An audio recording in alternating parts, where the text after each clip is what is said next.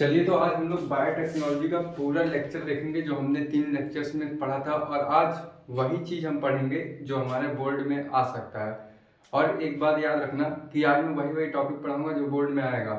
तो अगर जिसको डिटेल लेक्चर देखना है वो तीनों लेक्चर देख ले, फिर उसके बाद ये देखे, वरना पहले नहीं पढ़ने वाला।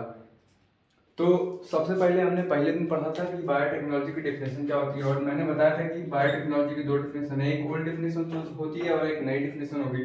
तो ओल्ड डेफिनेशन में हमने ये बताया था कि ऐसे कोई ऑर्गेनिज्म या फिर इंजाइम जो कि ऑर्गेनिज्म के अंदर हो, उसका हम लोग क्या करें, मानव कल्याण में उपयोग करें, यानी कि ह्यूमन वेलफेयर में। फिर मैंने ये बताया था नई डेफिनेशन में मैंने ये बताया था, न्यू डेफिनेशन जो थी, कि ऐसे कोई जेनेटिकली मॉडिफाइड ऑर्गेनिज्म जो कि हम कहाँ यूज करें, ह्यूमन वेलफेयर में, उसे मैंने बताया था कि ये नई डेफिनेशन है। तो उसके बाद हमारा एक यूरोपियन फेडरेशन ऑफ बायोटेक्नोलॉजी ने बोला क्या हम कौन सी डेफिनेशन इसमें सही माने। हमने उनसे पूछा कि हम बायोटेक्नोलॉजी की ओल्ड डेफिनेशन सही माने कि बायोटेक्नोलॉजी की नई डेफिनेशन सही माने। तो उन्होंने हमसे बोला कि ये जो पुरानी वाली डेफिनेशन है ये हमारी लगभग एक नेचुरल साइंस के लिए बताती है, क्योंकि इसमें हमने ईस्ट का एग्जांपल लिया था। तो जो हमारी ईस्ट होती है वो नेचुरली पाई जाती है, जो कि रिस्पॉन्सिबल रहती है बियर के लिए। और फिर उसके बाद हमने लैक्टोबैसिलस लिया था, और जो ये लैक्टोबैसिलस होता है ये मिल्क को दही में बनाने में मदद करता है। तो क्या हम ये कह सकते हैं ये नेचुरली पाया जाता है, ईस्ट नेचुरली पाया जाएगा, लैक्टोबैसिलस जो है नेचुरली पाया जाएगा। तो इसको हमने नेचुरल साइंस के तहत ले लिया। फिर हमने न्यू डेफिनेशन क्या ली, न्यू डेफिनेशन में हमने जेनेटिकली मॉडिफाइड ऑर्गेनिज्म लिया। तो इसका मतलब ये है कि जेनेटिकली मॉडिफाइड ऑर्गेनिज्म हम उसके सेल के अंदर जो है डीएनए है उसमें कुछ मॉडिफाई कर रहे हैं, तो इसको हमने ऑर्गेनिज्म मान लिया। तो यूरोपियन फेडरेशन ऑफ बायोटेक्नोलॉजी ने ये बोला कि हम नेचुरल साइंस को, ये डेफिनेशन पूछा जा सकता है इस बार बोर्ड में, कि नेचुरल साइंस फिर साथ में हम जो ऑर्गेनिज्म होता है उनको लेके हम एक बायोटेक्नोलॉजी की डेफिनेशन दे सकते हैं, जो कि किसके द्वारा दिया गया था, यूरोपियन फेडरेशन ऑफ बायोटेक्नोलॉजी। याद रखना ये क्वेश्चन बोर्ड में पूछा जा चुका है, तभी ज्यादा ध्यान दे रहा हूं। तो यूरोपियन फेडरेशन ऑफ बायोटेक्नोलॉजी ने कौन सी डेफिनेशन दी, नेचुरल साइंस को, और ऑर्गेनिज्म जो कि जेनेटिकली मॉडिफाइड ऑर्गेनिज्म हो, और थीफ्स को, यहाँ पे लिखा होगा cell and cell thieves, NCERT की लाइन है। सेल थीफ्स का मतलब होता है कि सेल के अंदर जो डीएनए है उसको थीफ्स बोलते हैं। फिर उसके बाद हमने ये पढ़ा कि 1972 में हमारे जो हर्बर्ट एंड बोयर साहब थे उन्होंने क्या बताया कि हर्बर्ट एंड बोयर जो साहब थे उन्होंने ये बताया कि सबसे पहले रिकॉम्बिनेंट डीएनए उन्होंने दिया था। मैंने ये बताया था कि हर्बर्ट एंड बोयर जो थे सबसे पहला रिकॉम्बिनेंट डीएनए उन्होंने दिया था। उन्होंने क्या किया, हर्बर्ट एंड बोयर ने ये किया कि उन्होंने एक इकोलाई लिया, साथ में उसके साथ क्या लिया, सैल्मोनेलिया टाइफिनूरियम, जिसको हम सैल्मोनेला टाइफी भी बोलते हैं, जो कि हमारा टाइफाइड कॉज करता है। तो उन्होंने क्या किया, सैल्मोनेला टाइफी लिया, सैल्मोनेला टाइफी लिया। फिर सैल्मोनेला टाइफी का हमने क्या निकाला, प्लाज्मिड निकाल लिया। क्या निकाला, इसका प्लाज्मिड निकाल लिया। फिर हमने अपना चाहत भरा डीएनए लिया। चाहत भरा डीएनए को हम क्या बोलते हैं, ये हमारा चाहत भरा डीएनए जिसको डिजायर्ड जीन बोलते हैं, डिजायर्ड डीएनए बोल लिया, डिजायर्ड जीन। फिर ये हमने प्लाज्मिड लिया।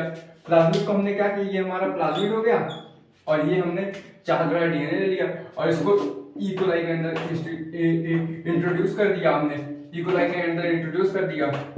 और ये जो तुम्हारा चाहत भरा डीएनए ये किस टाइप का है, ये तुम्हारा एंटीबायोटिक रेजिस्टेंस जीन है। याद रखना, एंटीबायोटिक रेजिस्टेंस जीन इसको बोलते हैं। तो अर्थात हम ये बोल सकते हैं कि ये जो हर्बर्ट एंड बोयर थे इन्होंने क्या किया, इकोलाई के अंदर अपना सैल्मोनेला टाइफी का प्लाज्मिड लिया और साथ में अपना डिजायर्ड जीन लिया जो कि एंटीबायोटिक रेजिस्टेंट जीन होता है, और इकोलाई के अंदर इंट्रोड्यूस कर दिया। तो हम ये बोल सकते हैं कि नहीं। फिर उन्होंने पहला रिकॉम्बिनेंट डीएनए दिया जो कि हमने इकोलाई के अंदर देखा। फिर उसके बाद हमने क्या देखा कि हमारा टूल्स ऑफ रेजिस्टेंस एंजाइम पे हम आ जाते हैं। मेन टॉपिक ही बताऊंगा, याद रखना। और अगर इसको डिटेल लेक्चर करना है तो पुराने के 3 वीडियो है वो सब देख ले। फिर हमने ये देखा restriction, tools of resistance enzyme में क्या क्या टूल्स होते हैं। तो पहला टूल्स मैंने क्या बताया था, टूल्स ऑफ रेजिस्टेंस एंजाइम में पहला टूल्स होता है तुम्हारा ये होस्ट हो जाएगा। होस्ट क्या होता है, जिसके अंदर हम लोग डालते हैं। फिर उसके बाद क्या हो जाएगा, वेक्टर हो जाएगा। फिर उसके बाद क्या हो जाएगा, रिस्ट्रिक्शन एंजाइम हो जाएगा। रिस्ट्रिक्शन एंजाइम को हम लोग क्या बोलते हैं, मॉलिक्यूलर सीजर बोलते हैं, याद रखना। फिर उसके बाद हम अपना ले लेंगे प्राइमेज ले लेंगे, पॉलीमरेज ले लेंगे, पॉलीमरेज एंजाइम। पॉलीमरेज एंजाइम क्या करता है, पॉलीमरेज एंजाइम जो डीएनए पे जाता है, डीएनए पे जाने के बाद अपना सारा न्यूक्लियोटाइड साइड वाइज अरेंज करता है, जिसके द्वारा डीएनए रेप्लिकेट करता है और कई सारी कॉपियां बना लेता है। फिर उसके बाद ये तुम्हारे टूल्स हो गए। फिर उसके बाद हमने ये पढ़ा कि नॉमेनक्लेचर हम कैसे करते हैं। सबसे पहला एंटीबायोटिक रेजिस्टेंस किसने दिया था, याद करो याद करो। सबसे पहला एंटीबायोटिक रेजिस्टेंस किसने दिया था, क्या था उसका नाम, याद करो, अरे याद करो ना यार, हिन सेकंड था सबसे पहला एंटीबायोटिक रेजिस्टेंस जीन, था कि नहीं, हिन सेकंड। तो हिन सेकंड हमारा फर्स्ट एंटीबायोटिक रेजिस्टेंस जीन हो गया। ये बोर्ड में पूछा जाता है what is the first antibiotic resistance gene name, तो तुम क्या लिखोगे, हिंद सेकंड। अब मैं इसी एग्जांपल से समझा रहा हूं, मैंने वहां लेक्चर में इकोआर से किया था। तो जो ये है हमारा, ये हमारा है जीनस, और जो आईएन है ये हमारा रिप्रेजेंट करेगा स्पीशीज को, और ये जो तुम्हारा डी है ये तुम्हारा रिप्रेजेंट करेगा जीनस हो गया, स्पीशीज हो गया, और ये तुम्हारा स्ट्रेन को रिप्रेजेंट करेगा। और ये तुम्हारा सेकंड होगा, ये सेकंड तुम्हारा क्या करेगा, आइसोलेशन ऑफ डीएनए को रिप्रेजेंट करेगा। आइसोलेशन अर्थात कि हम ये बोल सकते हैं कि डीएनए ये हमारा इकोलाई हुआ, इकोलाई के अंदर हमने कई सारे मतलब ये तुम्हारा एक प्लेट हुआ, उसके अंदर हमने इकोलाई लिया, और जो सबसे पहले आइसोलेट हो गया उसी को हम पहला नंबर देंगे, जो बाद में हुआ उसको सेकंड, जो थर्ड नंबर पे हुआ उसको थर्ड दे देंगे।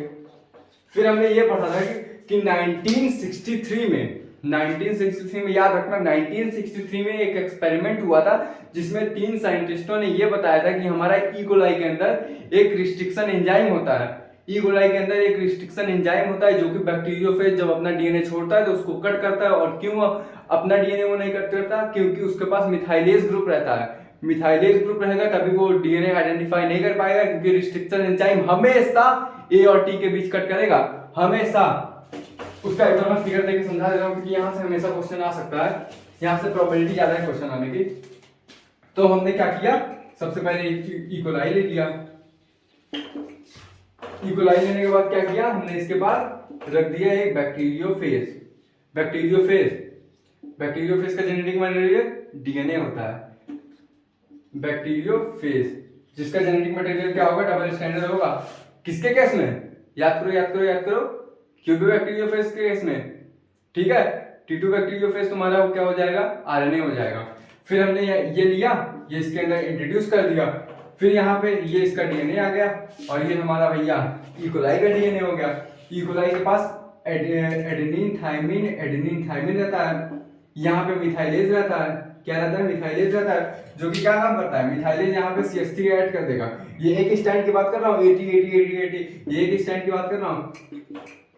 तो इसका मतलब क्या, हम ये बोल सकते हैं कि मिथाइलेज जो होता है यहाँ पे मिथाइल ग्रुप का एडिशन करवा देता है, जिसकी वजह से जो हमारा जिसकी वजह से तुम्हारा रिस्ट्रिक्शन एंजाइम इसको पहचानने से मना कर देता है, और खटाखट ये तुम्हारा जो बैक्टीरियोफेज का डीएनए कट कर देता है, अर्थात कि वो इन्फेक्शन नहीं करवा पाएगा, अपना रेप्लिका नहीं बना पाएगा इसके अंदर। तो अल्टीमेटली ये इकोलाई क्या करेगा, सरवाइव कर जाएगा। फिर उसके बाद हमने क्या पढ़ा, इतना सब समझ में आ रहा है, ज्यादा तेज तो नहीं हो रहा। देखो ये 1 शॉट है और मुझे 1 घंटे में पूरा टॉपिक क्लियर करना है, तो अगर मैं समझाने लगा, फील करवाने लगा तो बहुत टाइम लग जाएगा। और ये सिर्फ उन लोगों के लिए वीडियो है जो मेरा तीनों लेक्चर देख चुके हैं, उन्हीं को ये समझ ही आएगा। ये बस मैं एक तरीके से रिवाइज करवा रहा हूँ, ताकि तुम लोग ऐसा ना बोलो कि मैं कुछ टॉपिक छोड़ दिया, या फिर जो इंपॉर्टेंट टॉपिक था वो भी करवा दे रहा हूँ उसमें। यही एक क्वेश्चन मैक्सिमम प्रोबेबिलिटी है कि पूछा जा सकता है, क्योंकि बोर्ड में ऐसे ही क्वेश्चन पूछा जाता है। देखो हमने टूल्स ऑफ रिस्ट्रिक्शन एंजाइम खत्म कर दिए। फिर उसके बाद हमारा अगला टॉपिक क्या रहेगा, 1 मिनट रुकना, मैं टॉपिक देख के बता। फिर हमने ये जाना था कि रिस्ट्रिक्शन एंजाइम कैसे वर्क करता है। क्या हमने जाना था कि जो हमारा रिस्ट्रिक्शन एंजाइम होता है वो कैसे वर्क करता है। अब मान लीजिए डीएनए हुआ, दिख रहा है कि नहीं सबको, मान लो कि ये हमारा डीएनए हुआ, डीएनए हो गया। अब फिर यहाँ पे क्या किया, हमारा रिस्ट्रिक्शन एंजाइम बाइंड हो गया। ये हमारा रिस्ट्रिक्शन एंजाइम हो गया, बाइंड हो गया। रिस्ट्रिक्शन एंजाइम बाइंड होगा तो सबसे पहले रिस्ट्रिक्शन एंजाइम का क्या रोल मैंने बताया था कि रिस्ट्रिक्शन एंजाइम सबसे पहले बाइंड होगा, बाइंड होने के बाद इंस्पेक्ट करेगा। मैंने क्या बताया था, पुलिस लठियाने के अलावा इंस्पेक्शन भी करता है। तो सबसे पहले ये इंस्पेक्शन करेगा, तो यहाँ से पहले यहाँ जाएगा। फिर उसके बाद अगर मान लो इसको रिकॉग्नाइजिंग सीक्वेंस यहाँ मिल गया, यहाँ मिल गया, यहाँ मिल गया, तो ये कट नहीं करेगा। सबसे पहले पूरा डीएनए रीड करेगा। डीएनए रीड करने के बाद जब वापस आएगा तो यहाँ से कट, यहाँ से कट, यहाँ से कट, सबसे पहले जाएगा, यहाँ पे मिला 2 2, यहाँ पे मिला 2 2, यहाँ पे मिला 2 2, लेकिन कट नहीं करेगा, सबसे पहले इंस्पेक्शन करेगा, फिर उसके बाद ही कट करेगा, बिना इंस्पेक्शन के नहीं कट करेगा। और ये तुम्हारा ये जो रिस्ट्रिक्शन एंजाइम है, ये क्या इससे कहीं कट कर देगा? नहीं, ये रिस्ट्रिक्शन एंजाइम तुम्हारा कहाँ कट करेगा? पैलिंड्रोमिक सीक्वेंस में। और पैलिंड्रोमिक सीक्वेंस का मतलब क्या होता है? गैटाक, GAATTC, ये 5 प्राइम से 3 प्राइम, यहाँ पे 3 प्राइम से 5 प्राइम, और यहाँ पे गैटाक का सीक्वेंस क्या रहेगा? CTTAAG। एग्जाम में पूछ लेगा, एक सेम एग्जाम्पल पूछेगा, याद रखना। तो इसके बाद अपना यहाँ पे रिस्ट्रिक्शन एंजाइम जो कौन सा यूज होता है? EcoR first, EcoR first restriction enzyme यहाँ पे यूज करेगा। तो ये क्या कट करेगा? GA के बीच कट करेगा, और यहाँ पे कहाँ कट करेगा? यहाँ गलत, यहाँ पे कट करेगा, यहाँ पे कट करेगा। और यहाँ पे हमने क्या बताया था? अपना फॉरेन डीएनए बताया था। तो फॉरेन डीएनए में भी, और हम फॉरेन डीएनए और जो तुम्हारा हमारा डिजायर्ड डीएनए है, दोनों में सेम EcoR यूज होगा। काहे सेम होगा? क्योंकि अगर यहाँ पे हमने EcoR लिया, यहाँ पे हमने कुछ भी ले लिया, जैसे एम्पिसिलिन ले लिया, टेट्रासाइक्लिन ले लिया, ये सब क्या है? एंटीबायोटिक रेजिस्टेंट जीन है, इनालेव, समझ में आया? PYU फर्स्ट ले लिया, EcoR ले लिया, हिंद सेकंड ले लिया, हिंद फर्स्ट ले लिया, EcoR सेकंड ले लिया, समझ में आया? एम्पिसिलिन रेजिस्टेंट जीन तुम्हारा एंटीबायोटिक रेजिस्टेंट जीन आएगा, समझे? एग्जाम में कंफ्यूज मत हो जाना, एंटीबायोटिक रेजिस्टेंट जीन क्या होता है और तुम्हारा रिस्ट्रिक्शन एंजाइम क्या होता है। फिर देखो यहाँ पे EcoR हुआ, ये क्या है तुम्हारा? क्या है? रिस्ट्रिक्शन एंजाइम है। तो उसमें जो यूज करेंगे वही हम फॉरेन डीएनए में भी यूज करेंगे। क्यों? क्योंकि इसका पैलिंड्रोमिक सीक्वेंस GA के बीच में कट करेगा ये, और इसका भी होगा GA के बीच में कट करेगा। अगर यहाँ पे दूसरा एंजाइम ले लिए, यहाँ पे दूसरा एंजाइम ले लिए, तो क्या करेगा अल्टीमेटली? अगर मान लो यहाँ पे हमने ये लिया, GA के बीच में कट किया, यहाँ पे भी GA के बीच में कट गया, यहाँ पे हम लोग मान लो सेकंड ले लिए, ठीक है, सेकंड ले लिए, तो ये क्या करेगा? फॉरेन डीएनए को यहाँ कट कर देगा। अगर फॉरेन डीएनए में हम करेंगे तो अल्टीमेटली क्या होगा? जब इसका हम लोग जोड़ेंगे तो जुड़ेगा ही नहीं। अरे यहाँ से कट किया हमने, इतना निकाला, फिर वो यहाँ से कट रहेगा तो इतना ही आएगा ना, इतना स्पेस तो खाली हो जाएगा। फिर जो ये हम यहाँ से कट करेंगे, इसी को हम स्टिकी इंड बोलते हैं। कौन सा बोलते हैं? स्टिकी इंड बोलते हैं। नाम से क्लियर है, स्टिकी मतलब चिपकने वाला कोई चीज। स्टिकी इंड हम लोग इसलिए बोलते हैं क्योंकि अगर हमने जैसे यहाँ पे EcoR डाला, रिस्ट्रिक्शन एंजाइम डाला, जैसे इसको कट करेंगे तो हम तुरंत लेके आएंगे वो जो फॉरेन डीएनए रहेगा, जो कट रहेगा GA साइड से, वो तुरंत लेके आएंगे, हम चिपका देंगे। अगर हमने नहीं चिपकाया तो यहाँ पे हाइड्रोजन बॉन्डिंग रहती है, हाइड्रोजन बॉन्डिंग रहेगी तो जुड़ जाएगा खट्टे से। तभी हम क्या करते हैं? जैसे रिस्ट्रिक्शन एंजाइम हमारा कट करेगा, तुरंत हम इसको हटा के अपना फॉरेन डीएनए है यहाँ पे अटैच कर देंगे, अल्टीमेटली हम डीएनए लाइगेज की मदद से जोड़ देंगे। इतना समझ में आ गया सबको? ज्यादा फास्ट नहीं होगा? अरे यार ज्यादा फास्ट हो रहा है तो स्लो करके देख लेना 0.5x पे। आज बस रिवीजन करवा रहा हूँ, कल से हम लोग नया चैप्टर शुरू करेंगे जिसका नाम है इकोलॉजी का पहला चैप्टर है, ऑर्गेनिज्म एंड पॉपुलेशन।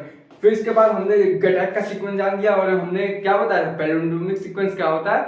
आगे से पढ़ो चाहे पीछे से पढ़ो, बात एक ही है। जैसे मैडम हुआ, MADAM। फिर उसके बाद हमारा नेक्स्ट टॉपिक आएगा, होगा जो होगा separation of DNA by the process of electrophoresis. क्या टॉपिक आएगा? सेपरेशन ऑफ डीएनए किसके द्वारा होगा भैया? बताओ। ये बात जेल इलेक्ट्रोफोरेसिस के द्वारा होगा। Separation of DNA by gel electrophoresis. अब जेल इलेक्ट्रोफोरेसिस क्या होता है? मैंने क्या बताया था? फोरेसिस मतलब क्या होगा? फोर्सेस मतलब होगा मूवमेंट, और तुम्हारा इलेक्ट्रो मतलब होगा इलेक्ट्रिक फील्ड की मौजूदगी में मूवमेंट, इलेक्ट्रिक फील्ड की मौजूदगी में मूवमेंट। और तुम्हारा जेल क्या होगा? यहाँ पे जेल होगा एग्रोस जेल। एग्रोस जेल कहाँ से एक्सट्रैक्ट कर रहे हैं हम लोग, अर्थात कहाँ से हम लोग एग्रोस जेल लेते हैं? सीडवीड से, समुद्री खरपत से लेते हैं एग्रोस जेल, जो कि आटे की तरह दिखता है, याद रखना। और वो डीएनए को डिसॉल्व होने से रोकता है, मतलब डीएनए जो मिक्स हो जाता है तो उसी को मतलब डीएनए को अनकॉइल करने के लिए होता है। अब देखो इलेक्ट्रिक फील्ड की मौजूदगी में मूवमेंट हो रहा है, ठीक है। इलेक्ट्रिक फील्ड की मौजूदगी में मूवमेंट होगा, तो हमने क्या लिया था अपना ही एक ये निगेटिव टर्मिनल, ये पॉजिटिव टर्मिनल, सॉरी ये पॉजिटिव टर्मिनल, और यहाँ पे बना रहेगा कुआं, 3 कुएं होंगे, और ये क्या कनेक्ट रहेगा? एक बैटरी से कनेक्ट रहेगा। और यहाँ पे क्या करेंगे? हम अपना डीएनए डालेंगे। याद रखना, क्योंकि यहीं से हम अपना डिजायर्ड जीन निकालेंगे तो हम डीएनए निकालेंगे। जैसे मैंने तुमको एक्सपेरिमेंट करके देखा, सेल के अंदर हमने डीएनए लिया, डीएनए को क्या किया, रिस्ट्रिक्शन एंजाइम से कट किया, रिस्ट्रिक्शन एंजाइम से कट करने के बाद सबसे पहले हमने चिलेथनॉल आया था कि डीएनए हमारा सेपरेट हो जाए। लेकिन अभी यहाँ पे जो इलेक्ट्रोफोरेसिस है उसमें ये सब नहीं करना है। हमने अपना डीएनए लिया, डीएनए को यहाँ पे डाल दिया, फिर हमारा डीएनए सेपरेट होगा, यहाँ पे नेगेटिव चार्ज रहेगा, यहाँ पे पॉजिटिव चार्ज, और डीएनए तो हमारा नेगेटिव चार्ज रहता है, तो अर्थात ये यहाँ पे एग्रोन जेल डालेंगे तो डीएनए हमारा रन करते आ जाएगा। जो सबसे छोटा डीएनए रहेगा वो सबसे आगे, जो उससे बड़ा रहेगा उससे पीछे रहेगा, जो उससे बड़ा रहेगा वो उससे पीछे रहेगा।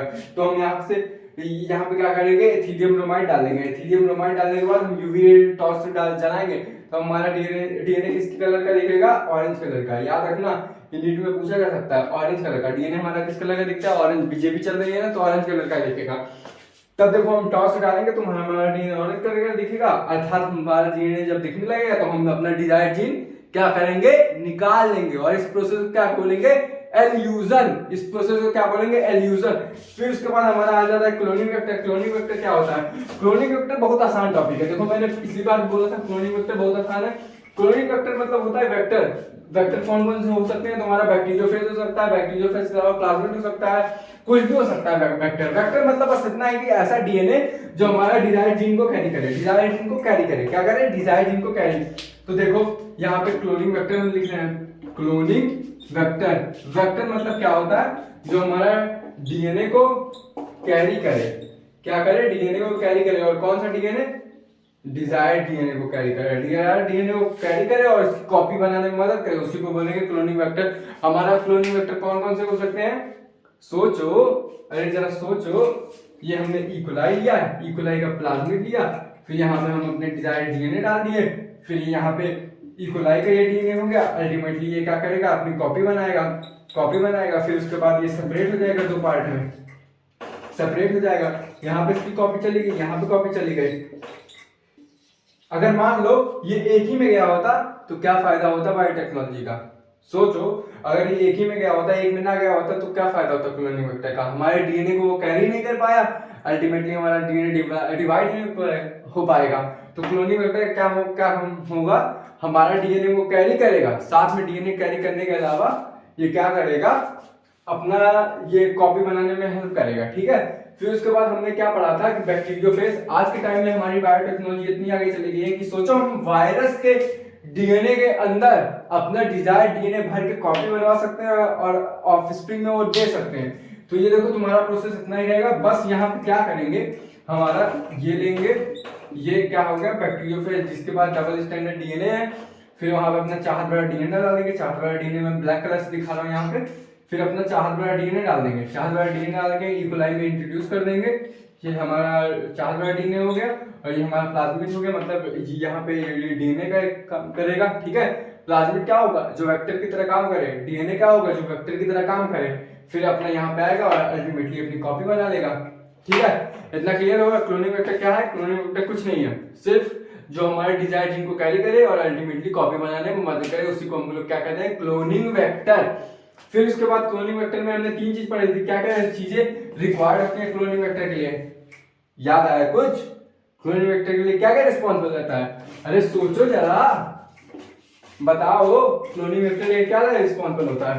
तो मैंने क्या बताया था, ORI साइट, ORI साइट सुनने में बहुत खाली लगता है, लेकिन इसका सीधा फुल नाम है ओरिजिन ऑफ रेप्लिकेशन, अर्थात कि डीएनए का ऐसा पोर्शन जहां पे एडेनिन थायमिन लगातार रिपीट करे और अर्थात हमारा जो डीएनए टूट रहा है उसको टूटने में आसानी हो। जैसे एडेनिन थायमिन के बीच क्या रहेगा, पार्शियल डबल बॉन्ड रहेगा, पार्शियल डबल बॉन्ड रहेगा, पार्शियल डबल बॉन्ड रहेगा। तो यहाँ पे एक कॉमन सेंस की बात है यार, जीसी के बेस 3 बॉन्ड रहेगा तो तुमको 3 बॉन्ड तोड़ने में आसानी रहेगी, डबल बॉन्ड तोड़ने में आसानी रहेगी। तो तुम क्या करोगे, ओरिजिन ऑफ रेप्लिकेशन पकड़ोगे, अर्थात ऐसा डीएनए का पीस पकड़ोगे जहाँ पे हाइड्रोजन बॉन्डिंग वीक है और डीएनए रेप्लिकेशन तुम्हारा आसानी से हो सके।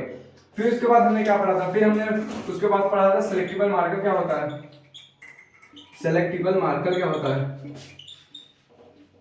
अच्छा एक चीज मेरे को बताओ यार, मैंने ये टॉपिक अपने मतलब लेक्चर में छोड़ दिया था, जो एनसीईआरटी पढ़े होंगे उनका पता होगा।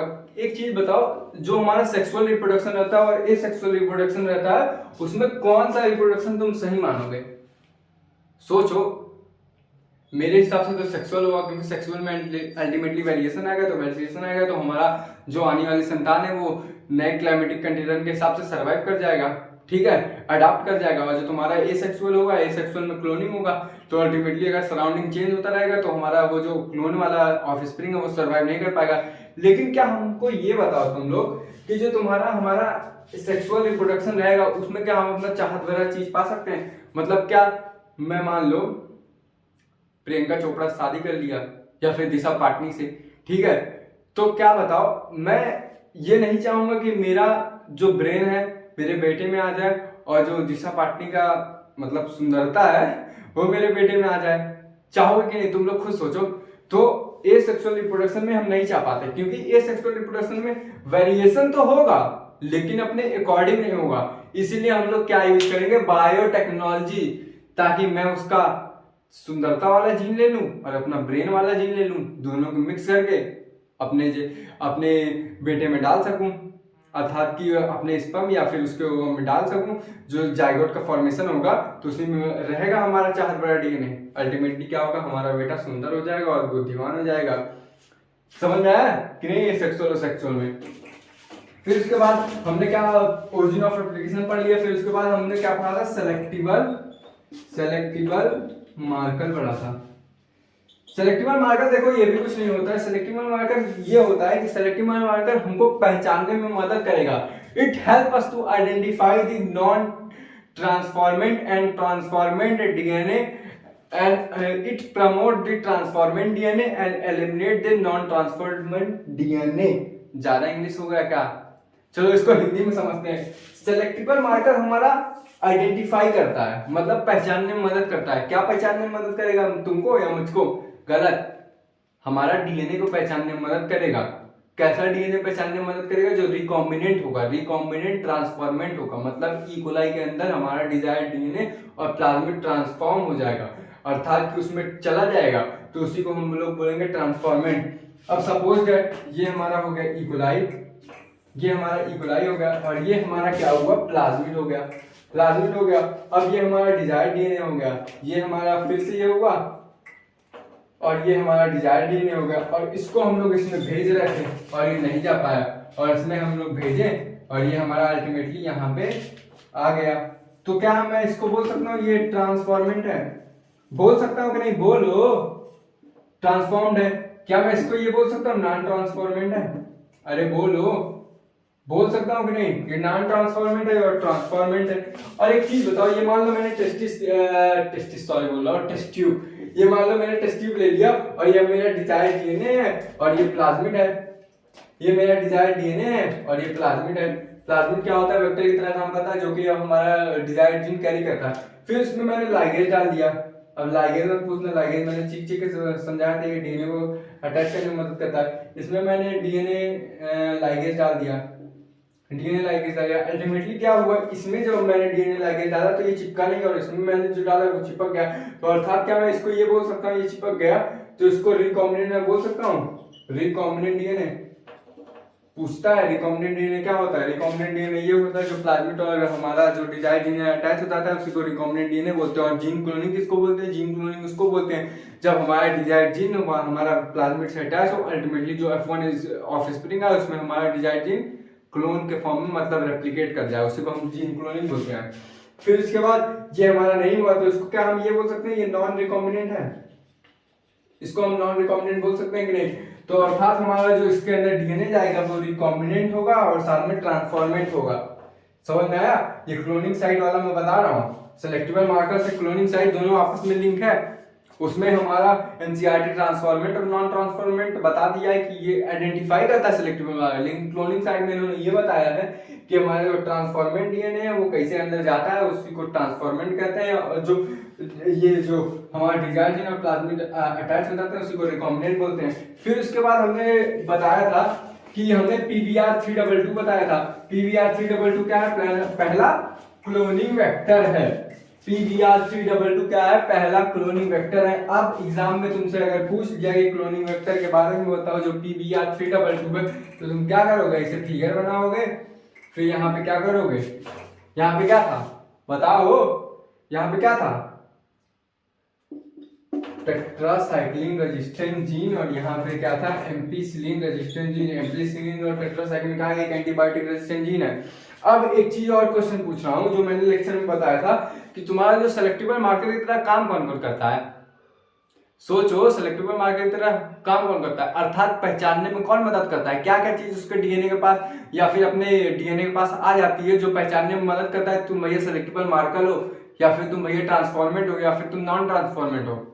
सोचो, क्या हम ये बोल सकते हैं एम्पिसिलिन हमारा पहचानने में मदद करता है कि ये ट्रांसफॉर्मेंट है कि नॉन ट्रांसफॉर्मेंट, टेट्रासाइक्लिन हमारा मदद करता है कि ये ट्रांसफॉर्मेंट है कि नॉन ट्रांसफॉर्मेंट, क्या हम ये बोल सकते हैं कि हमारा कैरामाइसिन ट्रांसफॉर्मेंट है या नॉन ट्रांसफॉर्मेंट पहचानने में पता कर सकता है? बिल्कुल कर सकता है, क्योंकि वही तुम्हारा सेलेक्टेबल मार्कर की तरह काम करेगा, क्योंकि वो जाके डीएनए से अटैच हो जाएगा और अर्थात हम पहचान जाएंगे कि ये ट्रांसफॉर्मेंट है, क्योंकि ई कोलाई के पास पहले से कोई एंटीबायोटिक रेजिस्टेंस नहीं रहती है, तो उस पर हम लोग डालेंगे तो वो पहचान जाएगा कि हमारा यही एंटीबायोटिक रेजिस्टेंस इस पे आ गया है, अर्थात ये ट्रांसफॉर्मेंट है।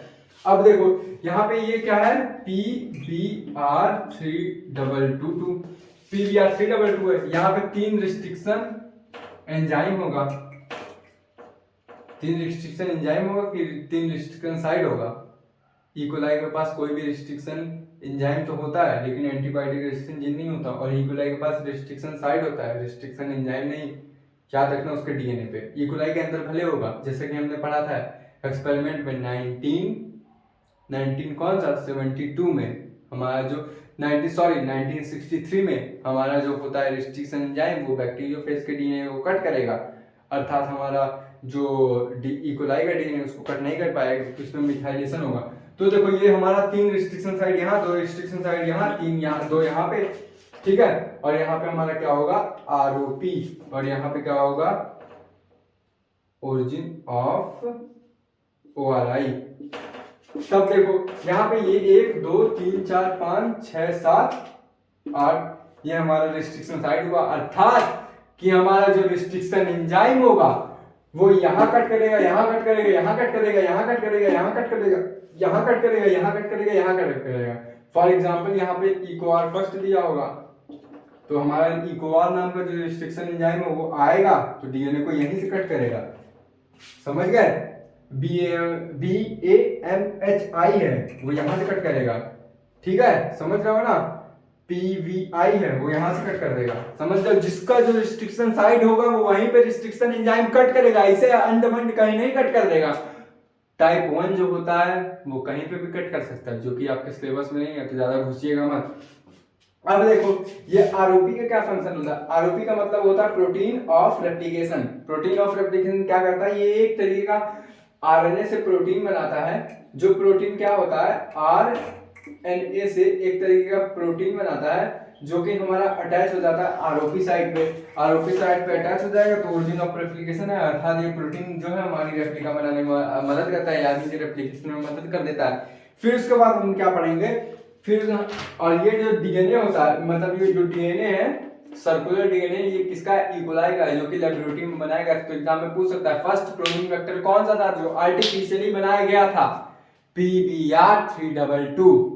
अब उसके बाद देखो हमने ये पढ़ा था कि तुम्हारा वेक्टर ऑफ जीन क्लोनिंग क्या है, प्लांट और एनिमल केस में, तो हमने ये बताया था, मैं लिखूंगा नहीं, छोड़ो थोड़ा बहुत लिखना। तो टी डीएनए है वो हमारा T1 प्लाज्मिड से अटैच हो जाता है, टी डीएनए क्या होगा, T1 प्लाज्मिड से अटैच हो जाएगा, फिर उसके बाद क्या करेगा, T1 प्लाज्मिड से अटैच हो जाएगा, फिर उसके बाद करेगा क्या, ये हमारा जो नॉर्मल डाइकॉट प्लांट है, नॉर्मल डाइकॉट प्लांट के अंदर ये चला जाएगा, अर्थात हमारा ये स्वेल हो जाएगा। फिर उसके बाद हमने क्या बोला था, जो हमारा कैंसरस सेल में कन्वर्ट होता है नॉर्मल सेल, वो किसकी वजह से होता है, कौन सा वायरस है, रेट्रोवायरस, रेट्रोवायरस, रेट्रोवायरस। अब एक चीज बताओ, रेट्रोवायरस का जेनेटिक मटेरियल क्या होता है, डीएनए के आरएनए। सोचो रेट्रोवायरस का जेनेटिक मटेरियल क्या होगा, वायरस है। इस समय कोरोना वायरस का जेनेटिक मटेरियल अच्छा बता दो, कोरोना वायरस का genetic material single standard RNA है, और इसका क्या जेनेटिक मटेरियल, रेट्रोवायरस। कोई भी रेट्रोवायरस हो कान बंद करके लगाओ कि उसका जेनेटिक मटेरियल आरएनए है, जो तुम्हारा रिस्ट्रिक्शन एंजाइम रेट्रोवायरस का उसका जेनेटिक मटेरियल क्या होगा, आरएनए। आरएनए क्या करेगा, हमारी बॉडी की नॉर्मल सेल जो रहेगी उसके अंदर जाएगा, अर्थात उसको कन्वर्ट कर देगा कैंसरस सेल में। किस में कन्वर्ट कर देगा, कैंसर सेल में, और हमको कैंसर हो जाएगा, अल्टीमेटली हम मर जाएंगे। फिर उसके बाद हमारा एनसीईआरटी में बोला है कि आजकल के टाइम में ये पॉसिबल नहीं है। क्यों पॉसिबल नहीं है? क्योंकि हमारा जो क्लोनिंग मतलब जो डिजायर्ड जीन रहता है जो कि हमारा कॉज करता है ट्यूबर सेल कॉज करता है या फिर कैंसरस सेल में कन्वर्ट हो जाता है, उसको हम उसके पास इतनी एबिलिटी नहीं रहती कि वो हमारा जो नॉर्मल सेल को ट्यूमर सेल में कन्वर्ट कर सके या नॉर्मल सेल को कैंसर सेल में। अब तुम बोलोगे कहाँ है सर? तो क्या करते हैं, जो ह्यूमन जीनोम प्रोजेक्ट से हमने सारे जीन की लोकेशन पता पा गई थी कौन जीन कहाँ है, तो इसके मतलब मदद से हम क्या करते हैं, जो हमारा जीन रहता है जहाँ पे इन्फेक्ट करता है, जो हमारा टी डीएनए है जो यहाँ पे इन्फेक्ट करेगा उसको निकाल लेंगे, और यहाँ पे जो कैंसरस सेल में इन्फेक्ट करेगा उसको हम निकाल लेंगे, अर्थात हमारा डीएनए इन्फेक्ट नहीं होगा और हमको कैंसर या फिर ट्यूमर नहीं होगा। ट्यूमर किस में होता है? प्लांट में होता है। कैंसर किस में होता है? एनिमल में होता है, याद रखना। फिर उसके बाद देखो हमारा जो अगला टॉपिक है वो होगा कंपोनेंट होस्ट। कंपोनेंट होस्ट मैंने कल के लेक्चर में बताया था कि कंपोनेंट होस्ट मतलब क्या होता है, जिसके अंदर हमारा कोई चीज डालना हो। क्या होता है? Component host. होस्ट क्या होता है? जिसके अंदर हमको डालना हो। तो हमने जो डीएनए होता है वो क्या बताया था? डीएनए क्या होगा? हाइड्रोफोबिक।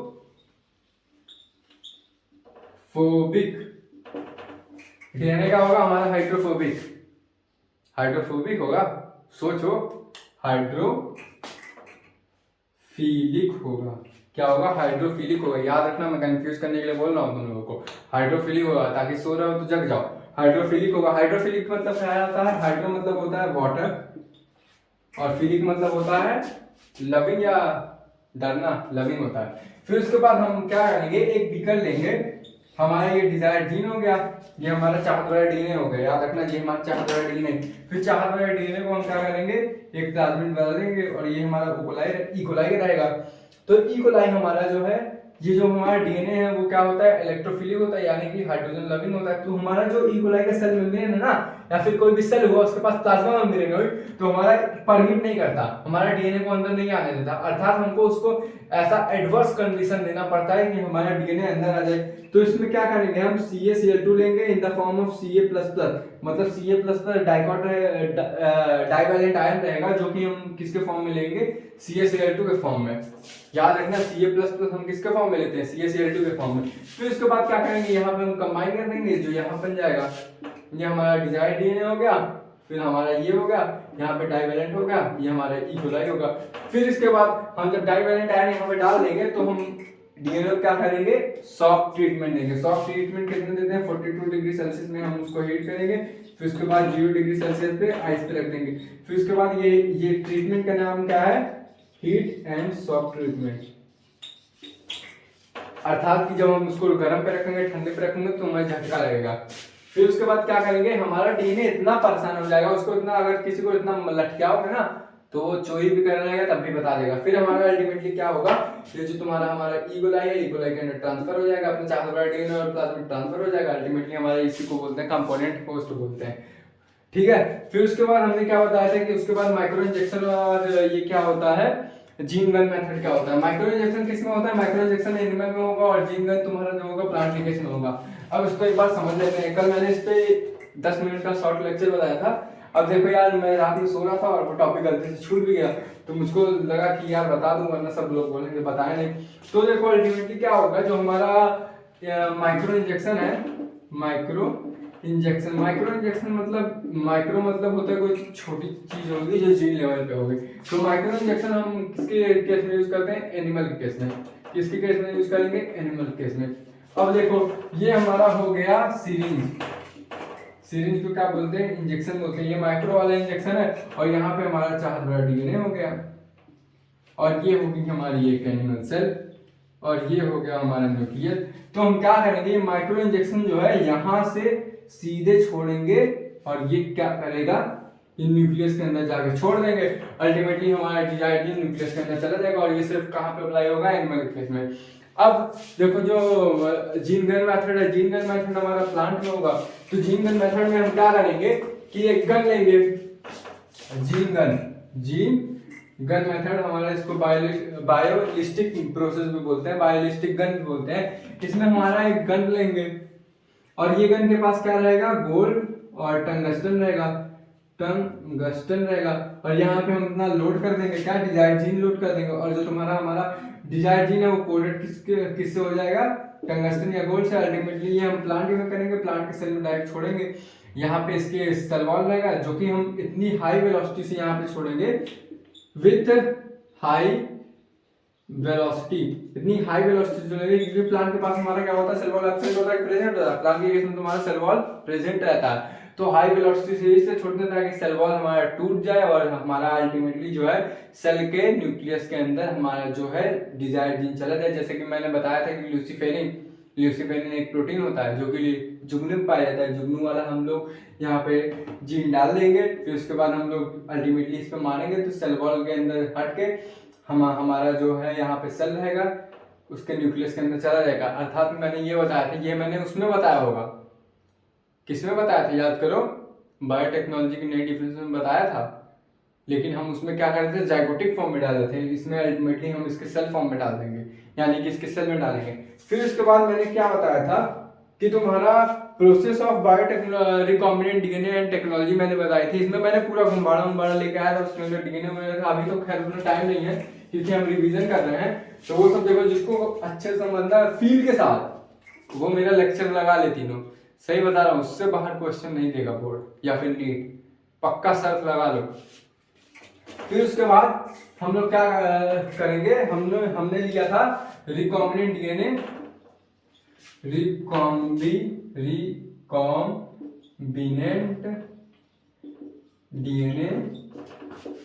टेक्नोलॉजी, यानी कि हम डीएनए को रिकॉम्बिनेट करने में जो टेक्नोलॉजी लगाते हैं उसी को हम रिकॉम्बिनेंट डीएनए टेक्नोलॉजी बोलते हैं। अब देखो यहाँ पे मैंने क्या बताया था कि मान लो ये कोई सेल हुआ और ये सेल तुम्हारी हुई एनिमल सेल। इस टॉपिक में मैं थोड़ा स्लो हूँगा क्योंकि ये मैंने कल बात बोला था कि मैं लिख के बताऊंगा। तो मान लो ये कोई एनिमल की सेल हुई। अब देखो एनिमल की सेल हुई, मान लो कि मैंने तुमसे बोला कि चच्चा मुझको अपना सेल दे दो, सेल दे दो। तुम बोलोगे काहे को, हमारे पास इंसुलिन की कमी हो गई है, हम आपसे सेल मांगना चाहते हैं। तो सेल से हम अपना जो बीटा सेल रहेगा उसमें से हम अपना चाहत भरा डीएनए आपसे ले लेंगे, अर्थात अपने जो सेल में डाल देंगे तो हम भी इंसुलिन का प्रोडक्शन करने लगे। अगर मैं मान लो कि तुमसे बोलूं चाचा अच्छा भैया हमको इंसुलिन दे दो, तो क्या तुम इंसुलिन दे सकते हो? नहीं। इंसुलिन काहे नहीं दे सकते हो? काहे कि तुम्हारी बॉडी उतना ही इंसुलिन बनाएगी जितना तुमको जरूरत है, उसके एक्स्ट्रा बनाएगी तो तुमको बीमारी हो जाएगी, समझे? ऐसे बॉडी कोई चीज फालतू में नहीं बना देगी, जितना यूज रहेगा उतना ही बॉडी बनाएगी। दानी नहीं हुए कि ले भैया ज्यादा इंसुलिन हो जाए तो तुमको दे दे, यूरिन से निकलने लगेगा, समझ में आया? फिर उसके बाद ये हमारी हुई प्लाज्मा मेम्ब्रेन हुई। अच्छा एक बात बता दूं, प्लाज्मा मेम्ब्रेन को ही सेल मेम्ब्रेन बोलते हैं, कुछ लोगों को कंफ्यूजन होगा। तो प्लाज्मा मेम्ब्रेन होगा हमारा किससे बना रहता है? प्रोटीन से बना रहेगा, लिपिड से बना रहेगा, साथ में कार्ब से बना रहेगा। कार्ब्स मतलब कार्बोहाइड्रेट होता है। तो हम इस पे क्या हम ऐसा बोल सकते हैं कि प्रोटीन को डाइजेस्ट करने वाला एंजाइम डालेंगे, लिपिड को डाइजेस्ट करने वाला एंजाइम डालेंगे और कार्बोहाइड्रेट को डाइजेस्ट करने वाला एंजाइम डालेंगे, अर्थात कि हम सबके पीछे एज लगा देंगे। तब हमारा जैसे ही हमने डाला तो हमारा जो सेल वॉल है डिसॉल्व हो जाएगा, ये हुआ हमारा सेल वॉल डिसॉल्व। फिर उसके बाद हमारा क्या हुआ, फिर हमारा सेल वॉल डिसॉल्व हो गया तो हमारा चाहत बड़ा डीएनए मिल गया हमको। चाहत बड़ा डीएनए इसी में होगा, समझ में आया? तो तुम्हारा चाहत बड़ा डीएनए नहीं है, ये पूरा है और इसी में कोई एक होगा जो तुमको जरूरत होगा, जो कि तुम्हारा इंसुलिन का प्रोडक्शन करवाएगा। अब तुम ये चाहत बड़ा डीएनए को क्या करोगे? चिल्ड एथेनॉल डालोगे, क्या करोगे? बीकर में लोगे और चिल्ड एथेनॉल डालोगे, एथेनॉल यानी कि ठंडी शराब डालोगे। तो क्या करेगा? अल्टीमेटली तुम्हारा जो आरएनए रहेगा और प्रोटीन रहेगा वो ऊपर आ जाएगा और जो डीएनए रहेगा वो नीचे आ जाएगा। अब तुम सोचोगे कि यार देखो एक चीज है कि जो तुम्हारा डीएनए रहता है न्यूक्लियस के अंदर ना, वो प्योर तो नहीं रहता, प्योर डीएनए नहीं रहेगा। उसको बांधने के लिए डीएनए किस पे कॉइल होता है? याद करो, डीएनए जो है ये मान लो डीएनए है, ठीक है, ये कुछ स्ट्रक्चर याद आ रहा है? पैकेजिंग ऑफ डीएनए में पढ़े होगे। और यहाँ क्या रहता है? हिस्टोन रहता है, और यहाँ पे क्या होता है H1 प्रोटीन रहता है। तो क्या हम ये बोल सकते हैं यहाँ पे प्रोटीन भी रहेगा। फिर उसके बाद ये डीएनए रहता है, प्योर नहीं रहता, इसमें आरएनए भी थोड़ा थोड़ा रहेगा और प्रोटीन भी थोड़ा थोड़ा रहेगा। लेकिन प्रोटीएज डालेंगे तो हमारा ये मिट जाता है, अर्थात कि हमारा ये डिजॉल्व हो जाता है। फिर हमारा डीएनए भी थोड़ा थोड़ा रहता है ना, उसी को सेपरेट करने के लिए हम चिल्ड एथेनॉल लाते हैं। फिर चिल्ड एथेनॉल डालेंगे, हमारा डिजायर्ड डीएनए नीचे आ जाएगा, यानी कि पूरा डीएनए नीचे आएगा। याद रखना, पूरा डीएनए, डिजायर्ड डीएनए अभी नहीं आएगा क्योंकि वो इलेक्ट्रोफोरेसिस से हम लोग करेंगे।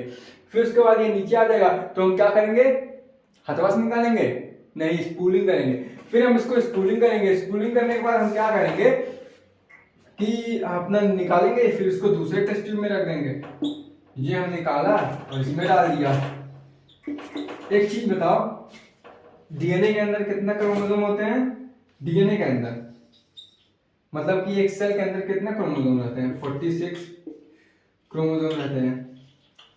और अब हमारा डीएनए खुल गया है, ये हमारा डीएनए खुल गया है क्योंकि प्रोटीन क्या हुआ, डिसॉल्व हो गया, प्रोटीन बाइंड करके रखता था, अब डीएनए खुल गया। तो क्या हम ऐसा बोल सकते हैं कि यहाँ पे 46 डीएनए आ गया होगा, अर्थात कि 26 पेयर ऑफ डीएनए आ गया होगा? बोल सकते हैं कि नहीं, तुम लोग सोचो।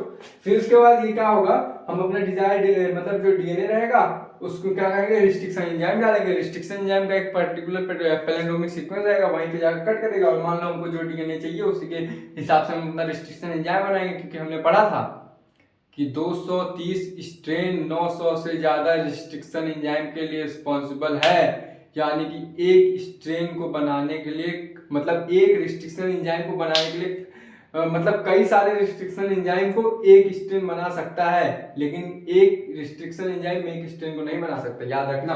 क्योंकि देखो यार, ऑब्वियस सी बात है, 230 है, 900 से ज्यादा है, तो ये इसके लिए रिस्पॉन्सिबल होगा, लेकिन ये इसके लिए नहीं होगा क्योंकि ये 230 से कई सारे बना रहा है। और ये अगर हम ऐसा बोलते कि एक से एक बनता तो यहाँ पे 900 हो जाते, लेकिन 230 से 900 बन रहा है, 230 स्ट्रेन से 900 रिस्ट्रिक्शन एंजाइम बना। एग्जाम में डायरेक्ट क्वेश्चन पूछ लेगा। फिर उसके बाद एक चीज बताओ मुझको, ये मैं बताना भूल गया, क्लोनिंग वेक्टर में हम कैसा क्लोनिंग वेक्टर चाहेंगे? सोचो, हम कैसा क्लोनिंग वेक्टर चाहेंगे? हम ऐसा क्लोनिंग वेक्टर चाहेंगे जो 15 से 100 पर कॉपी हमें दे सके डिजायर्ड जीन का, वैसा क्लोनिंग वेक्टर चाहेंगे।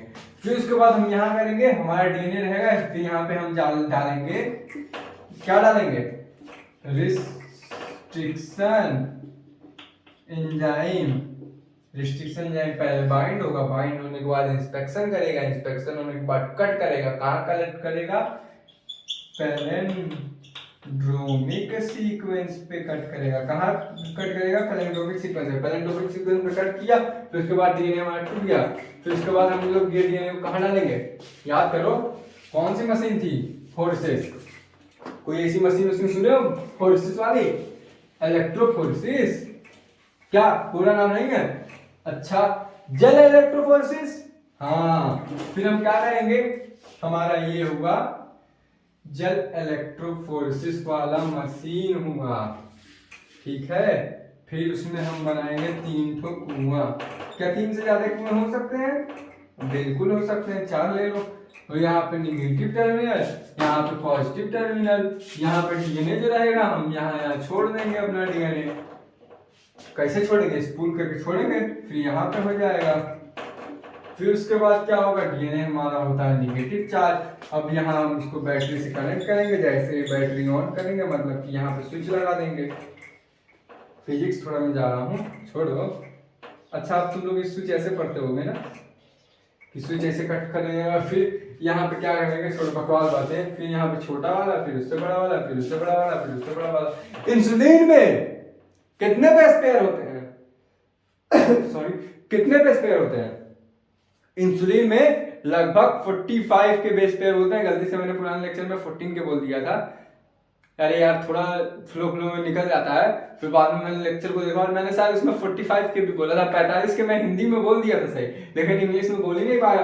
तो 45 के होते हैं, इस बार कंफर्म हूँ 45 के बेस पेयर होते हैं, अर्थात न्यूक्लियोटाइड कितने होते होंगे उसका डबल कर दो, क्योंकि बेस पेयर जो रहते हैं एक न्यूक्लियोटाइड में, एक न्यूक्लियोटाइड मतलब एक बेस पेयर में 2 न्यूक्लियोटाइड रहते हैं, तो एक बेस पेयर करोगे उसको मल्टीप्लाई बाय 2 कर दोगे, तुम्हारा लगभग 90 के बेस न्यूक्लियोटाइड हो जाएगा।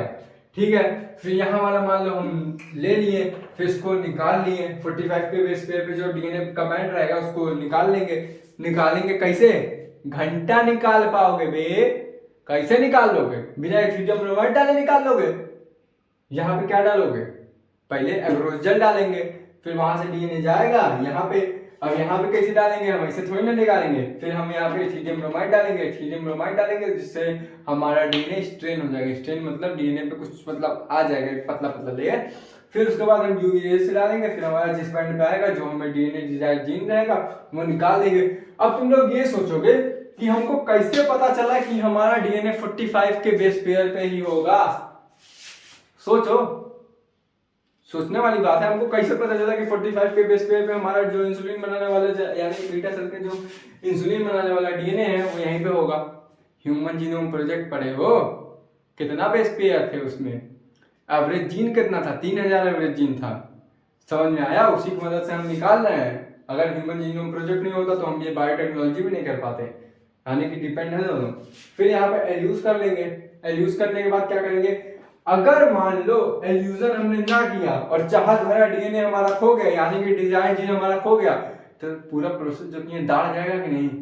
मतलब दाढ़ मतलब वेस्ट जाएगा, पूरा प्रोसेस वेस्ट जाएगा। तो इसका हम पॉलीमरेज चेन रिएक्शन करेंगे, जिसमें हम क्या करते हैं? पॉलीमरेज चेन रिएक्शन में हम एम्प्लीफिकेशन करेंगे। क्या करेंगे पॉलीमरेज चेन रिएक्शन में? एम्प्लीफिकेशन वाला गाना नहीं है, एम्पलीफायर। एम्प्लीफिकेशन करेंगे। एम्प्लीफिकेशन में क्या करेंगे? हम एक मशीन लेंगे और इस मशीन का कुछ नाम बताया था, पीसीआर। पीसीआर में क्या होता है? पॉलीमरेज चेन रिएक्शन होता है और यहाँ पे 3 स्टेप में होता है ये। पीसीआर में पॉलीमरेज चेन रिएक्शन में हमारा पहला क्या स्टेप होता है? सोचो कि डीएनए हमने डाला अपना, कौन सा डीएनए डाला? डिजायर्ड वाला, डिजायर्ड जीन डाला, या फिर डिजायर्ड जीन डाला। फिर उसके बाद पहला स्टेप क्या हो सकता है अगर हमने इसमें डाला? सोचो पहला स्टेप क्या होगा? हाइड्रोजन बॉन्ड जब तक टूटेगा नहीं तब तक वो और बनेगा नहीं। अरे सोचो ये हमारा जो स्टैंड हुआ, जब तक इसको तोड़ेंगे नहीं तो अगला न्यूक्लियोटाइड आके जुड़ेगा कैसे? तो अर्थात हम ये बोल सकते हैं यहाँ पे डीनेचुरेशन होगा। डीनेचुरेशन होगा। अब डीनेचुरेशन कैसे होगा? इसको एकदम फटाफट एडवर्स कंडीशन देंगे, मतलब इतना ज्यादा हीट देंगे कि डीएनए का हाइड्रोजन बॉन्डिंग टूट जाएगा ताकि वो जुड़ ना पाए। Hydrogen bonding is a weaker bond. अब हाइड्रोजन बॉन्ड जब टूटेगा तो हाइड्रोजन बॉन्ड चाहेगा हम फिर से जुड़ जाए। ऐसे खट्टे से तोड़े तो हाइड्रोजन बॉन्डिंग जो रहता है ऐसे ऐसे फिर आता है, फिर से जुड़ने की कोशिश करता है। तो हम इसको इतना एडवर्स कंडीशन देंगे, इतना टेम्परेचर देंगे, लगभग 42 से ज्यादा देते हैं, बहुत ज्यादा देते हैं यार, वो तो हमारे सिलेबस में नहीं है। डीनेचर करेंगे। फिर डीनेचर के बाद हम यहाँ पे क्या करेंगे? प्राइमेज डालेंगे। प्राइमेज क्या होता है? ओलिगोन्यूक्लियोटाइड होता है। ओलिगोन्यूक्लियोटाइड होगा जो भी हमारा एक स्मॉल आरएनए का टुकड़ा होता है जो कि न्यूक्लियोटाइड अटैच करने में मदद कर देता है। कहाँ पे? 3 प्राइम एंड पे हमारा न्यूक्लियोटाइड अटैच करता है। काहे को? वहां पे OH ग्रुप फ्री होता है। याद रखना हमेशा 3 प्राइम एंड पे ही OH ग्रुप फ्री रहेगा। जो मॉलिक्यूलर बेसिस ऑफ इनहेरिटेंस पढ़े होंगे उनको अच्छे से पता होगा कि और हमारा फॉस्फोडाइस्टर बॉन्ड कहाँ बनता है? 3 से 5 पोजीशन पे। लगभग एग्जाम में इस बार बोर्ड एग्जाम में आया था कि फॉस्फोएस्टर बॉन्ड कहाँ बना था, तो फॉस्फोएस्टर बॉन्ड हमारा 5 प्राइम वाले पोजीशन में बना था, लेकिन फॉस्फोडाइस्टर 3 से 5 वाले बनता है जहाँ पे 5 और 5वें वाले पे OH ग्रुप वहां पे फ्री होता है। बहुत लोग गलत करके आए थे वहां एग्जाम पे, सॉरी। अब देखो यहाँ पे प्राइमेज हमने डाला, फिर हम यहाँ पे टैग पॉलीमरेज डालेंगे। टैग पॉलीमरेज डालेंगे। अब देखो टैग पॉलीमरेज क्या करता है? एक्सटेंशन करवाता है। एक्सटेंशन मतलब चेन की इलोंगेशन करवाता है। अब हम यहाँ पे टैग पॉलीमरेज क्यों लिया? तुम लोग सोचेगा भाई यहाँ पे पॉलीमरेज ले लेना चाहिए था, क्योंकि यार जो हमारा हाइड्रोजन बॉन्ड तोड़ते हैं इतना टेम्परेचर हाई रहता है ना। और देखो पॉलीमरेज जो है एक तरीका एंजाइम है, एंजाइम को वर्क करने के लिए एक परफेक्ट टेम्परेचर चाहिए और उस परफेक्ट टेम्परेचर पे काम जब तक अगर एंजाइम को वो परफेक्ट टेम्परेचर नहीं देंगे तो एंजाइम अपना मैक्सिमम एफिशिएंसी से वर्क नहीं कर पाएगा। तभी वहां पे एक ऐसा टैग पॉलीमरेज लेते हैं जो उतने टेम्परेचर पे खटाखट न्यूक्लियोटाइड अटैच करता रहे और तुम्हारा डीएनए का पीसीआर में डिजायर्ड जीन का कॉपी बन सके। और इसी में हम लोग वेक्टर की कॉपी बनाएंगे, क्योंकि इतने सारे वेक्टर रहेंगे कहाँ से लाएंगे, तो इसी में उसकी भी कॉपी बना लेंगे और दोनों का डीएनए लाइगेज डाल के ये हुआ हमारा डिजायर्ड वाला और ये हुआ हमारा वेक्टर हुआ, वेक्टर अर्थात कि प्लाज्मिड हुआ। यहाँ पे हम लाइगेज डालेंगे, दोनों जोड़ लेंगे। फिर उसके बाद हम क्या करेंगे? इतना सब प्रोसेस हो गया पीसीआर बन गया, पीसीआर में कॉपी कर लिया हमने वेक्टर और डिजायर्ड जीन का। फिर उसके बाद हम क्या करेंगे, इसको हम डालेंगे, सोचो कि मतलब पीसीआर हो गया, पॉलीमरेज चेन रिएक्शन हो गया, फिर उसके बाद हम लोग कहाँ डालेंगे, जरा सोच के बताओ, इसके बाद करने टॉपिक है। फिर उसके बाद हम ये जो हमारा बन गया है ये डिजायर्ड डीएनए और साथ में वेक्टर, इसको क्या करेंगे हम, प्रोडक्शन इसका सोचेंगे कि हाई हो जाए। सोचोगे कि नहीं। अब मान लो इंसुलिन बनाने वाला मैंने जीन बनाया, तो मैं सोचूंगा कि इतना इसको बना देते हैं, इतना प्रोडक्ट में कन्वर्ट कर देते हैं ताकि कॉमर्शियली ये यूज हो सके। फिर उसके बाद हम अपना डिजायर्ड डीएनए लेंगे, कहाँ पे इंट्रोड्यूस करेंगे, कौन से होस्ट के अंदर, मेरे अंदर या तुम्हारे अंदर, कर सकते हैं लेकिन यहाँ पे हम वो नहीं करेंगे भैया। यहाँ पे हम किसको लेंगे, हमारे जो भगवान है यहाँ पे, कौन भगवान है, ई कोलाई भैया, ई कोलाई मतलब एस्चीरिया कोलाई के अंदर हम अपना चाहत भरा डीएनए, ये जो हमारा चाहत भरा डीएनए अर्थात हमारा चाहत भरा डिजायर्ड डीएनए और प्लाज्मिड को इंट्रोड्यूस कर देंगे। फिर इसको क्या करेंगे, कौन से रिएक्टर में डालेंगे, आर्क रिएक्टर में, गलत, बायो रिएक्टर में। आर्क रिएक्टर टोनी स्टार्क ना भरा तो हम लोग चला। फिर उसके बाद हम इसको बायो रिएक्टर में डालेंगे। अब ये हमारा बायो रिएक्टर हो गया, यहाँ पे स्टेराइल एयर लगा रहता है, यहाँ से हवा जाता होता है। इस बायो रिएक्टर में हम क्या क्या डालेंगे जिसमें हमारा इकोलाई अच्छे से ग्रोथ कर पाए। अगार अगार डाल सकते हैं, काहे नहीं डाल सकते, क्योंकि ये कल्चर मीडियम है। एक प्रॉपर टेम्परेचर देंगे, हाँ, प्रॉपर पीएच देंगे, हाँ, प्रॉपर ऑक्सीजन देंगे, हाँ, तो हमारा क्या करेगा, जो इकोलाई है अल्टीमेटली इसमें हाई स्केल पे इसका प्रोडक्शन होने लगेगा। फिर हमारे हम इकोलाई इसमें भर जाएगा। फिर उसके बाद हम इसको निकालेंगे। अब देखो उसके बाद सबसे लास्ट प्रोसेस क्या रहेगा, डाउन स्ट्रीम प्रोसेस रहेगा। अब देखो डाउन स्ट्रीम प्रोसेस में हम करते क्या है, तुम खुद सोचो। मान लो कि तुमने बहुत ज्यादा चीज कोई बना ली, हाई स्केल पे तुमने कोई चीज बनाई, तो क्या तुम मार्केट में इसे सेल करने के लिए भेज दोगे। अल्टीमेटली अगर कोई मर गया तो सबसे पहले तुम खुद खा कर देखोगे कि हमारा प्रोडक्ट खाने लायक है कि नहीं, कि बिस्किट की जगह जहर बना दिए हैं। तो सबसे पहले तुम क्या करोगे, इसकी टेस्टिंग करोगे। अपने ऊपर टेस्ट कर मत कर लेना, वरना बिस्कुट पर दोबारा बदलो नहीं पाओगे। कुत्ते पे करना, कुत्तों पे मत करना बे, पगला मत जाना, मशीन से कर लेना, डाउन स्ट्रीम प्रोसेस वाली मशीन मंगवा लेना। फिर हम क्या करेंगे, ये डाउन स्टीम प्रोसेस करेंगे। फिर डाउन स्टीम प्रोसेस में देखो क्या होता है कि ये एक तरीके का टेस्टिंग होता है। जैसे कि फैजी नहीं होता, फैजी अगर तुम कोई भी बिस्किट लोगे या फिर कुछ भी लोगे तो उस पे ऐसे सिंबल रहता है फैजी का, ध्यान देना। कभी भी मैगी लोगे या कुछ लोगे, फैजी एक क्वालिटी चेकअप कंपनी है जो हमारा मोहर लगाती है कि ये प्रोडक्ट खाने लायक है। फिर उसके बाद डाउन स्ट्रीम प्रोसेस में ये एक तरीके का टेस्टिंग होता है। तो क्या हम ये बोल सकते हैं कि इसमें हम टेस्ट करते हैं अपने प्रोडक्ट का और इसको प्योरीफाई करते हैं। क्या करेंगे, इसको प्योरीफाई कर लेंगे हम लोग। फिर उसके बाद प्योरीफाई कैसे करेंगे, सबसे पहले आइसोलेशन करेंगे उसका, मतलब एक तो आइसोलेट कर लोगे ना, ले लोगे ना, पहले उसका देखोगे ना कैसा है। फिर उसके बाद उसको क्या करेंगे, प्योरीफाई कर देंगे, प्योरिफिकेशन करेंगे। फिर प्योरिफिकेशन के बाद कॉमर्शलाइजेशन कर लेंगे। कॉमर्शलाइजेशन मतलब होता है कॉमर्शियल पर्पस के लिए यूज करेंगे, यानी कि हाई स्केल पे बेचेंगे उसको। अब देखो इसको एक बार अच्छे समझते हैं। Down stream process is a type of process in which we test our product, यानी कि इकोलाई में जो इंसुलिन बन रहा था उसको हम टेस्ट करेंगे, क्या वो मार्केट में सेल करने लायक है कि नहीं। पहले तो आइसोलेट करेंगे, एक ही का टेस्ट करोगे ना यार, तो एक ही आइसोलेट करोगे ना, कि तुम जाओगे कि एक मशीन में तुमने कोई चीज बनाया तो तुम क्या करोगे, मशीन का एक कोना चेक करोगे, पहले चम्मच से उठाकर दूसरा कोना, मतलब कुछ भी हुआ खाने लायक तो दूसरे कोने से चेक करोगे, फिर तीसरे कोने से चेक करोगे। अबे एक ही में सब चीज बना है ना मेरे भाई, तो एक ही का अगर वो थोड़ा सा टुकड़ा चेक कर लोगे तो उससे पता चल जाएगा कि तुम्हारा प्रोडक्ट सेल करने लायक है कि नहीं। तो उसको हम निकालेंगे। आइसोलेट का मतलब होता है यार सिंपली निकालना किसी चीज को, समझ में। आइसोलेशन जैसे हम करते हैं ना, निकालना, डीएनए को हमने आइसोलेट किया कि नहीं, उसके ऊपर काइटिनेज डाला, लिपिड डाला, मतलब काइटिनेज तो फंगस की सेल वॉल में डालेंगे और बैक्टीरिया में क्या डालेंगे, लाइफोजाइम, समझ गए। सेल, प्लांट के सेल वॉल में डालेंगे सेलुलोज, ठीक है। फिर उसके बाद हमने क्या किया, आइसोलेट किया, फिर उसके बाद प्योरीफाई किया। हम उसको प्योरीफाई करेंगे ना, तभी टेस्ट करेंगे।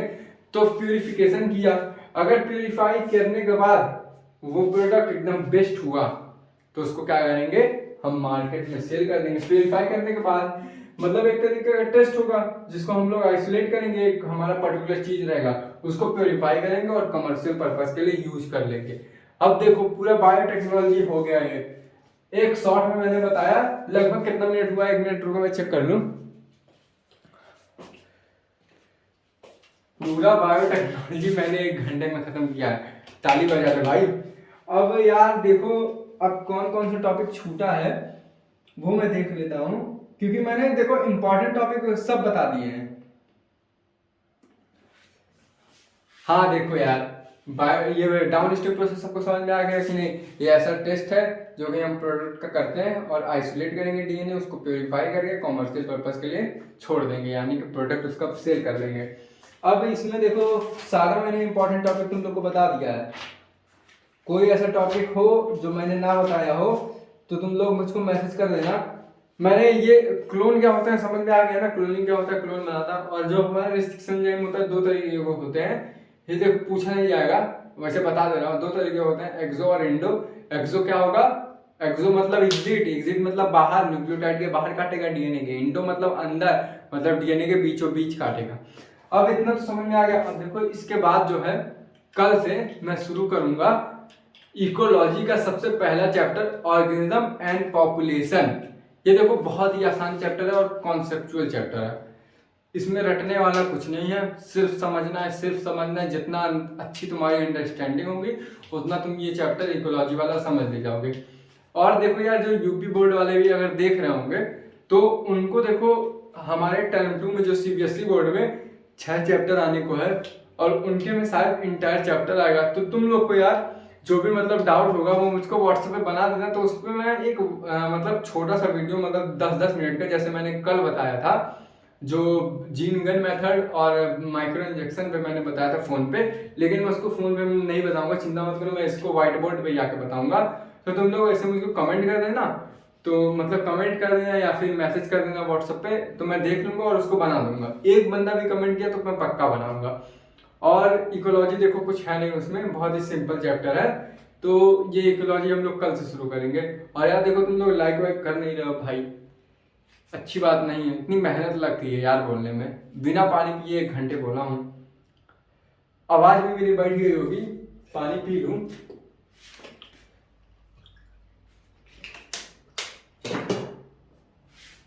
तो देखो आज यहीं तक करते हैं और वे 1 शॉट पूरा है। और जिसको मतलब देखना हो अच्छे से समझना फील के साथ, वो मेरा तीनों लेक्चर देख ले।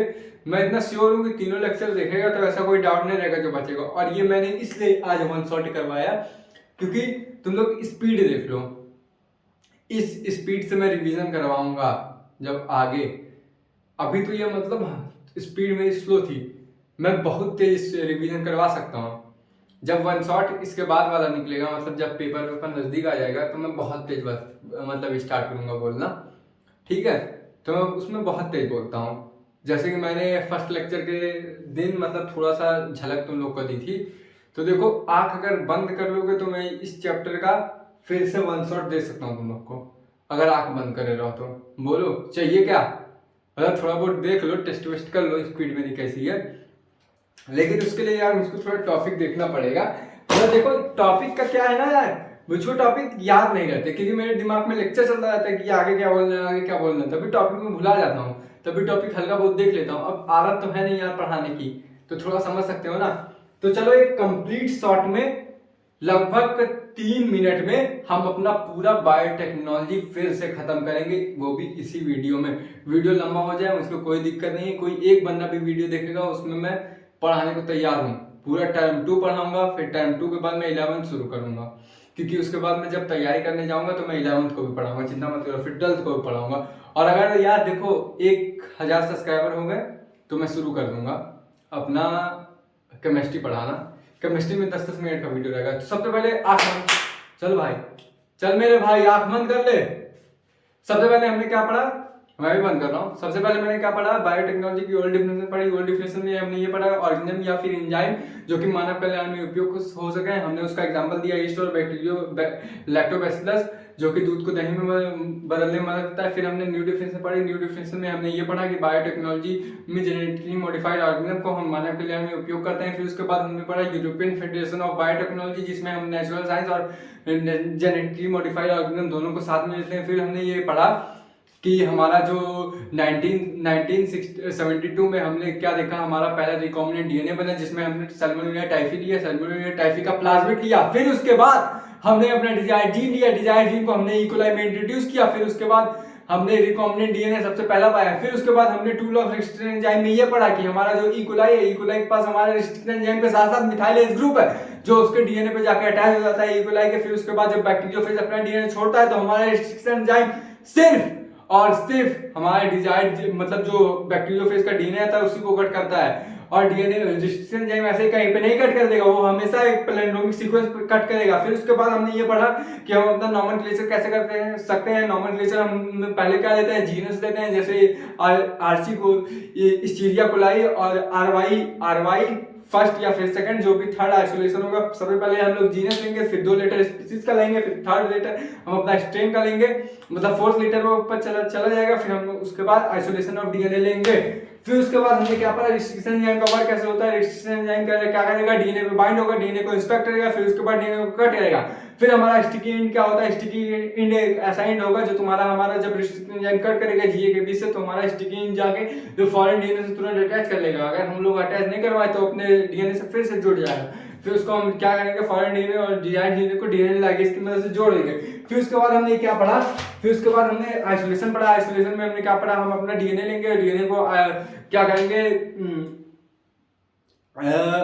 जेल इलेक्ट्रोफोरेसिस मशीन में डालेंगे। फिर उसमें हम एग्रोज जेल डालेंगे, एग्रोज जेल तुम्हारा सीडबीट से बना होता है, सीडबीट से बना होता है। फिर उसके बाद हम अपना जेल इलेक्ट्रोफोरेसिस में डालेंगे उस मशीन में। फिर उसके बाद हमारा जो सेपरेट हो जाएगा डिजायर्ड जीन, फिर हम वहां पे इथिडियम ब्रोमाइड डालेंगे। इथिडियम ब्रोमाइड हमारा लगभग ऑरेंज कलर का होता है, हल्का हल्का। फिर उसके बाद हम यूवी रेट डालेंगे तो हमारा जो डीएनए है ऑरेंज कलर का कंप्लीटली दिखने लगेगा। फिर उसके बाद हम एल्यूजन कर देंगे। एल्यूजन करने के बाद हम अपना क्लोन वेक्टर क्या होता है, नेक्स्ट टॉपिक पे क्लोन वेक्टर पे आते हैं। क्लोन वेक्टर ऐसा वेक्टर होता है जो हमारे डिजायर्ड जीन को कैरी करता है अर्थात उसको कॉपी बनाने में मदद करता है। और हमें कैसा क्लोनिंग वेक्टर चाहेंगे, हम एक क्लोनिंग वेक्टर ऐसा चाहेंगे जो 15 से 100 पर कॉपी बना सके। फिर उसके बाद हमने ओआरआई पढ़ाया था। ओआरआई क्या होता है, ओरिजिन ऑफ रेप्लिकेशन होता है जिसमें हमारा डीएनए जो होता है वहां से डिवाइड होना शुरू करता है, जहां पे 80 कंटिन्यूअसली रिपीट होता है। फिर सेलेक्टिव मार्कर पे आते हैं। सेलेक्टिव मार्कर क्या होता है, सेलेक्टिव मार्कर ये होता है जो कि आइडेंटिफाई करता है नॉन ट्रांसफॉर्मेंट और ट्रांसफॉर्मेंट डीएनए क्या होता है। फिर क्लोनिंग साइट ऐसा साइट होता है जहां पे क्लोन बनते हैं, जैसे कि हमारा रिकॉम्बिनेंट हुआ या फिर नॉन रिकॉम्बिनेंट हुआ, ट्रांसफॉर्म हुआ कि नहीं हुआ। फिर जैसे कि ट्रांसफॉर्म हो गया तो इकोलाई के अंदर तो रिकॉम्बिनेंट ट्रांसफॉर्मेंट हुआ कि नहीं, या फिर नॉन रिकॉम्बिनेंट और नॉन ट्रांसफॉर्मेंट हुआ। फिर अल्टीमेटली हमारे F1 स्प्रिंग में हमारे वो डीएनए सेपरेट हो जाएगा, क्लोनिंग उसका कॉपी बन जाएगा, तो दोनों इकोलाई में हमारा डिजायर्ड जीन आ जाएगा।